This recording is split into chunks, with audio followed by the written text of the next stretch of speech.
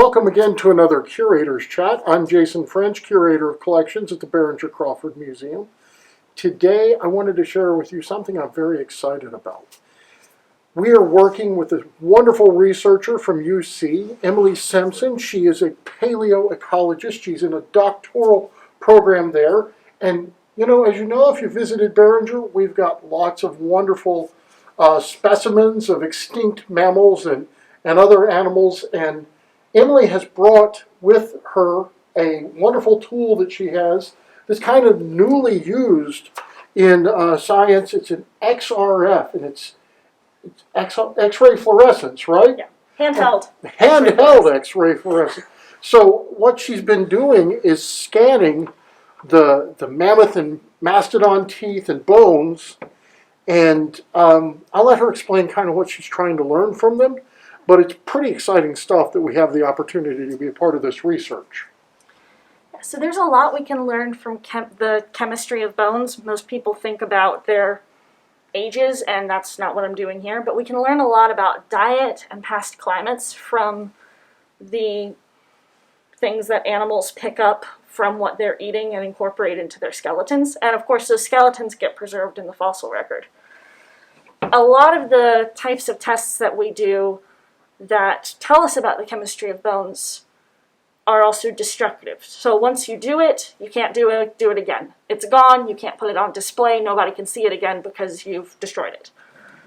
Handheld XRF is not destructive. It's literally just shooting a little beam of ionizing radiation that I'm not going to put my hand in front of while it's on, at whatever you're interested in. It gets the little electrons that are in the elements of the bone excited.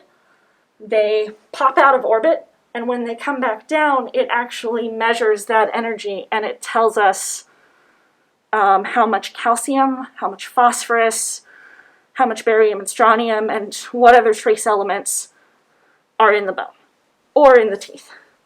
Teeth preserve better. So, what we can do is scan the bone. And this is from Big Bone Lick, right? This one is from Big Bone Lick, as far as I know. So bison bone from Big Bone Lick, yes. Or bison jaw. Yes. And what I'm hoping with this method is that instead of completely replacing the types of destructive analyses that I do that are so informative for diet, hopefully this can let us be more selective in the bones that we use and the teeth that we use. So what it's measuring right now, it can only measure heavier elements, but it's going to tell us how much calcium is in there and how much phosphorus, which are the two main things in bone. It might pick up some silica, which is just basically dirt from the bone having been in the ground at one point.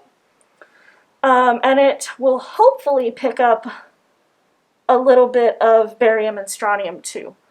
So barium and strontium get picked up from what animals are eating in the same way that calcium does. But they're heavier than calcium. So animals that are herbivores and are lower on the food chain will have more barium and strontium. And then as more things eat them and things eat the things that ate them, those elements get dropped and calcium is selected for. So in theory, there should be a higher ratio of barium and strontium in herbivores than in carnivores and higher carnivores. So people have done this with destructive methods.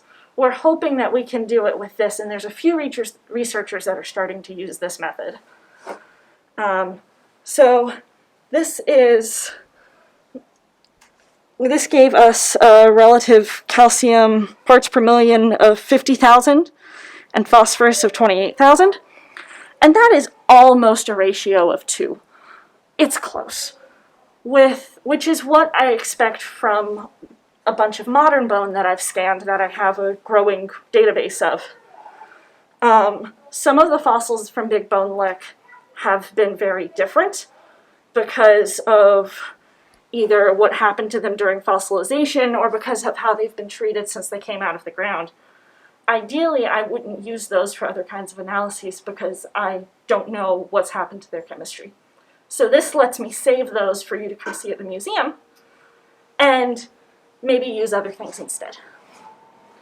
This is really great to be a part of it, and it's great to have the idea of we want to be selective if we're doing destructive tests, and this helps us be more selective so that we know that something's going to actually be a good candidate to give us the information that we're looking for, so that we can learn more about diets and all kinds of things that animals went through in the past, and that's really exciting to know.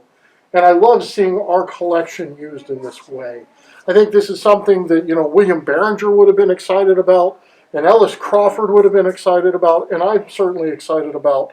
And I know we're looking forward to having more researchers in using our collections in interesting ways in the future here at Behringer, because that's what we're here for. We're here to share our resources with everyone and be able to help researchers learn things that will be valuable to the greater community.